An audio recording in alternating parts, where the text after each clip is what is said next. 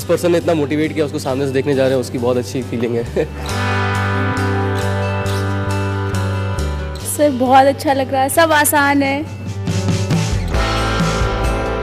I'm very excited and I've been his fan like from 12th standard boards, and today I'm here just to discover myself more.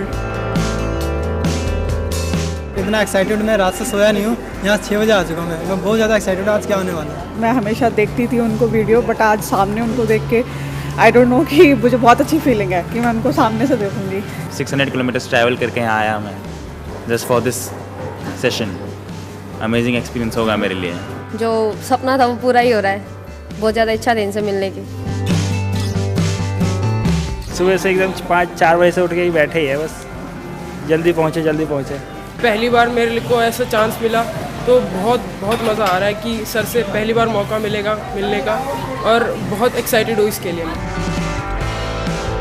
मैं बहुत excited हूँ sir से मिलने के लिए। Finally dream complete हुआ sir से मिलने का। मैंने तो पहली बार रजिस्ट्रेशन करा था और पहली बार में मिल गया। मैं तो काफ़ी खुश हूँ। पहली बार देखने का मौका मिलेगा सामने से, वो भी वीडियोस देखी बस मैंने तो अभी तक। मैं सर के लिए बहुत एक्साइटेड हूँ एंड मेरा तो एक ड्रीम था और मुझे ऐसा लग रहा है मैं dream came true.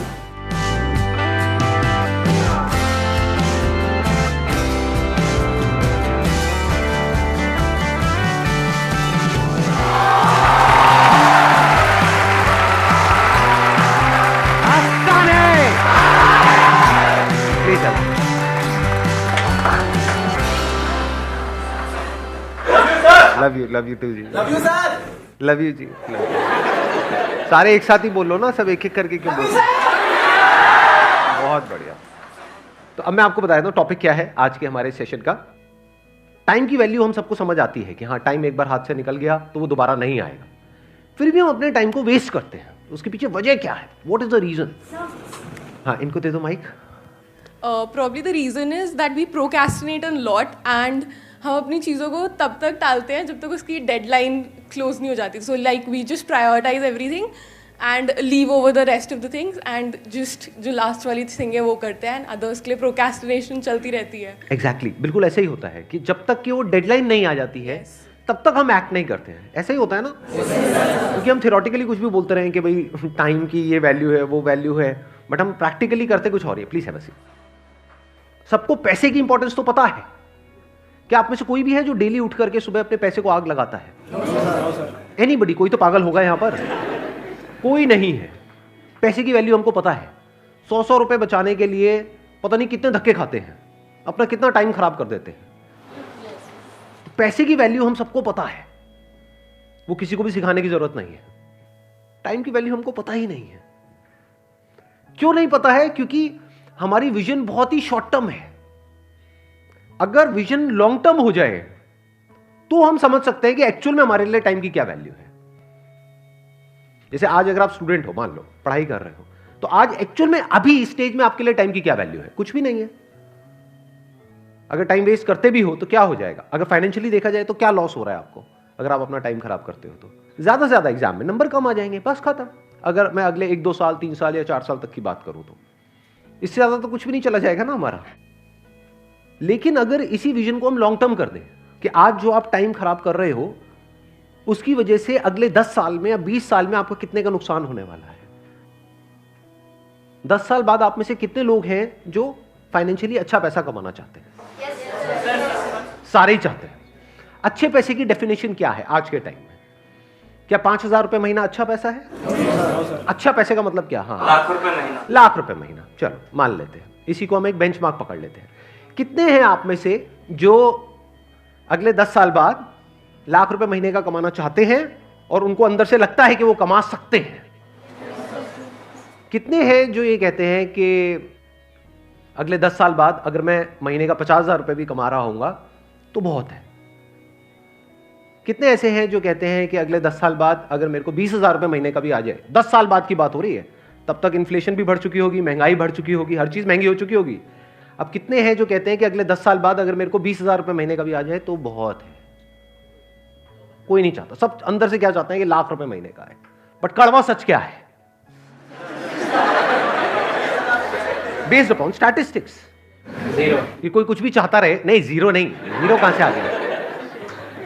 Based upon statistics कि हमें पता है कि कितने लोग कितना कमाते हैं, उसके बेस पे अगर हम एक सेग्रीगेशन करें कि इंडिया में कितने लोग हैं, किस किस तरह के हैं और कितना कितना कमाते हैं, कैसे कमाते हैं, तो एक रियलिटी क्या है। यहां पर अभी 90% लोगों ने अपने हाथ उठाए कि हम 1 लाख या उससे ज्यादा कमाना चाहते हैं और कमा सकते हैं, हम डिजर्व करते हैं। बट क्या एक्चुअल में 90% लोग 10 साल बाद लाख रुपए महीने का कमा रहे होंगे? कब तक सैलरी पे जी? अरे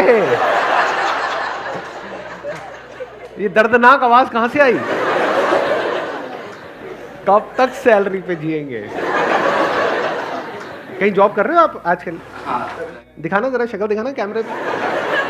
आपके बॉस भी देखेंगे, देखो वो कहे कि हम तुम्हें आजाद करते हैं। अच्छा मजाक कर रहा हूँ, कोई नहीं। अब आप लोग बीच में कमेंट मारोगे तो मैं भी थोड़ी सी तो लूंगा आप लोगों की, है ना?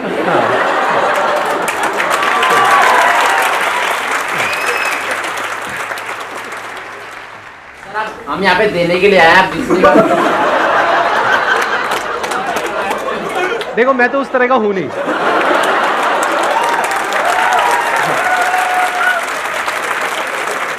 अगर आप में से कोई और है जिसका इस सब में इंटरेस्ट है तो आप इस सेशन के बाद में इनको संपर्क कर सकते हैं।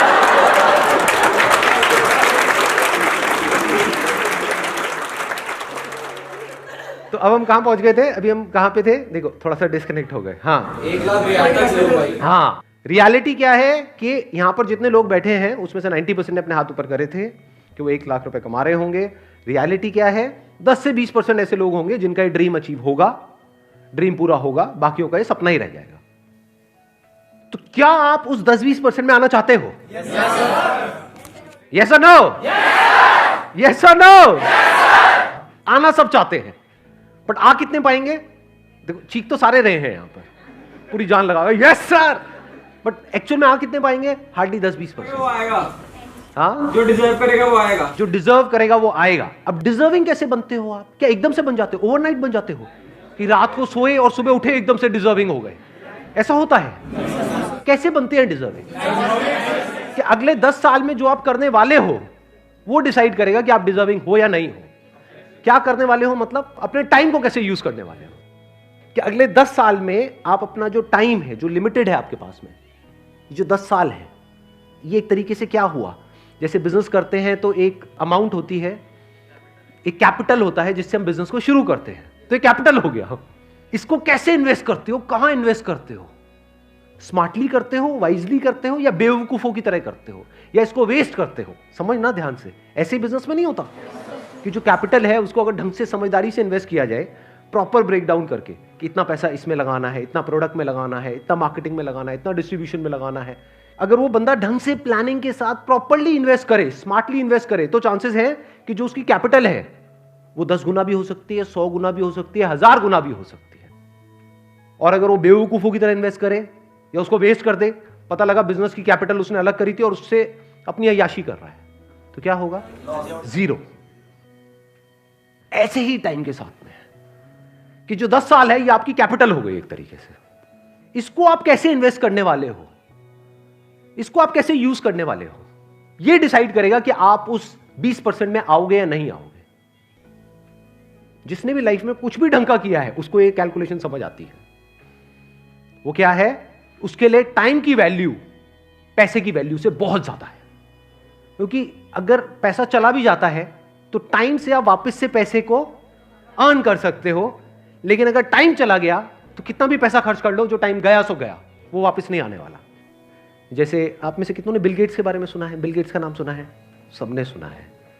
उनके बारे में कहते हैं कि अगर उनका मान लो जेब से $100 का नोट गिर गया ना कहीं पर, $100 जो कितना हुआ? 7,000 रुपए नियर अबाउट, अगर वो गिर गया ना, जितनी देर में वो झुक करके उठाएंगे ना, उससे ज्यादा का उनका नुकसान हो जाएगा, उससे ज्यादा का उनका टाइम खराब हो जाएगा। ये उनकी कैलकुलेशन है, आपके लिए नहीं है। कहीं आपका भी 2000 का पत्ता गिर जाए, मेरा टाइम।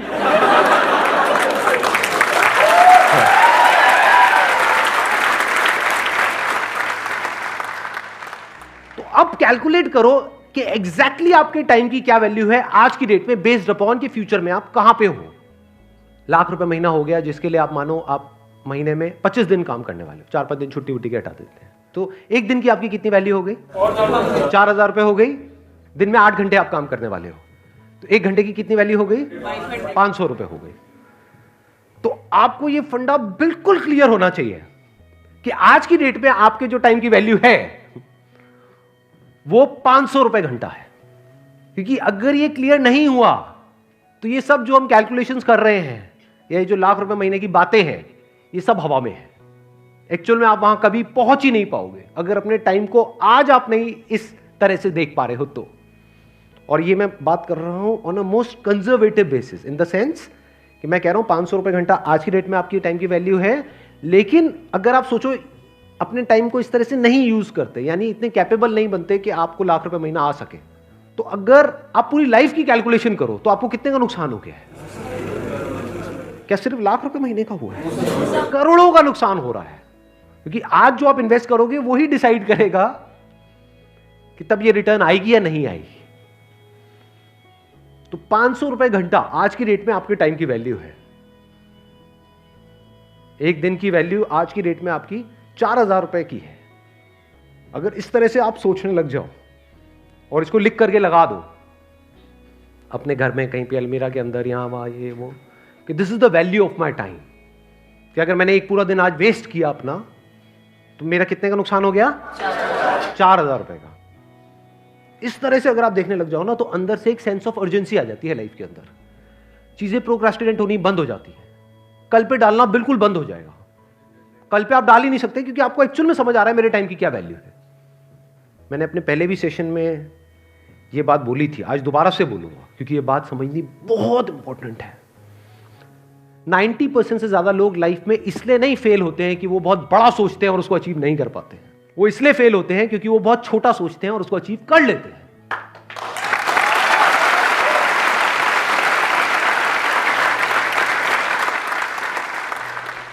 सर, एक गरीब इंसान कैसे अपने जो है वक्त को भी और पैसे को भी कैसे आपने बोल दिया कि हम ज़्यादा पैसा खर्च करके अपने टाइम को बचा सकते हैं, लेकिन एक गरीब है, वो स्टूडेंट है और दिल्ली में रह करके पढ़ रहा है, उसके माँ बाप ज़्यादा उसको नहीं कर पा रहे हैं, मतलब हेल्प नहीं कर पा रहे हैं उसकी, तो वो कैसे जो है अपने जो है टाइम को मैनेजमेंट करेगा और पैसों को साथ में लेकर के चलेगा? सवाल यहाँ पर गरीब और अमीर का नहीं है, सवाल है शॉर्ट टर्म विजन और लॉन्ग टर्म विजन का। क्या पास्ट में ऐसे लोग हुए हैं इस दुनिया में जो जिस भी डेफिनेशन को आप गरीब बोल रहे हो, जो उससे भी बहुत नीचे के लेवल पे थे और आज इस लेवल पे हैं कि कोई सपने में भी नहीं सोच सकता? तो ये गरीब और अमीर बीच में कहां से आ गया? गरीब के लिए भी 24 घंटे हैं और अमीर के लिए भी। एग्जैक्टली, बल्कि it is a level playing field. ध्यान से समझना, पैसे के वे में it is not a level playing field, क्योंकि पैसे के वे में तो एक अमीर के पास में मान लो पीछे से 10 करोड़ है और यहां से जिसको आप गरीब कह रहे हो मान लो उसके पास में कुछ भी नहीं है, तो वो लेवल प्लेइंग फील्ड नहीं है in terms of money. But in terms of time it is a level playing field, क्योंकि उसके पास भी 24 घंटे है, उसके पास भी 24 घंटे हैं। चाहे वो अमीर का बेटा है चाहे गरीब का बेटा है, अगर अपने इस 24 घंटे को अच्छे से यूज नहीं करेगा, मान लो बहुत अमीर का बेटा है और इस 24 घंटे को अच्छे से यूज नहीं करेगा, उल्टे सीधे कामों में टाइम खराब करेगा, तो जो है वो भी सब जाएगा और जाता ही है लोगों का। सो ध्यान से समझना, it is a level playing field. क्योंकि अगर ये टाइम की वैल्यू आज आपको समझ आ गई और आप एक गरीब बैकग्राउंड से भी हो तो फ्यूचर में आप बहुत अमीर हो जाओगे।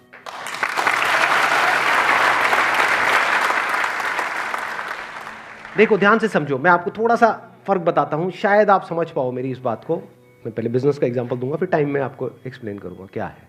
अगर कोई लॉन्ग टर्म विजन से बिजनेस कर रहा होगा वो क्या कहेगा?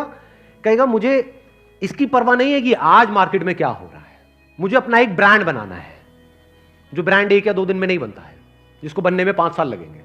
उसके लिए मैं इतना इन्वेस्ट कर रहा हूं। एक बार मेरा ब्रांड बन गया और उस ब्रांड की रिकॉल वैल्यू है, तो ये जो मार्केट है जो एक्सट्रीमली कॉम्पिटिटिव है, जहां पे सब एक दूसरे से लड़ रहे हैं, मर रहे हैं, कट रहे हैं और जहां पर मार्जिन ऑलमोस्ट जीरो हैं, एक बार मेरा ब्रांड बन गया तो मैं जिस रेट में चाहूंगा उस रेट में बेचूंगा अपने माल को। अब यही जो बात मैंने बिजनेस में बोली, इसको लगाओ टाइम के कॉन्सेप्ट में। एक तरीका क्या है कि जैसे अभी सब अपने टाइम को यूज कर रहे हैं, बल्कि यूज क्या कहूंगा, मिस यूज कर रहे हैं। Majority of people they are not using their time, they are just misusing their time. तो आप भी भेड़ चाल में उसी तरह से अपने टाइम को मिस यूज करो। दूसरा है आप ब्रांड के बारे में सोचो। वहां पर तो ब्रांड कोई प्रोडक्ट है या कोई सर्विस है, यहां पर ब्रांड क्या है? आप खुद। एग्जैक्टली किसने बोला ये? Let's give big hand for all these people. अगर अपने टाइम को ढंग से यूज करोगे, अनलाइक अदर पीपल, तो क्या आप आने वाले 10 साल बाद खुद अपने आप में एक ब्रांड नहीं बन जाओगे? यानी मान लो आप कहीं पे जॉब कर रहे हो, तो एक तो ये है कि आप जॉब के लिए धक्के खा रहे हो और जो सारा कंट्रोल है वो एम्प्लॉयर के हाथ में है।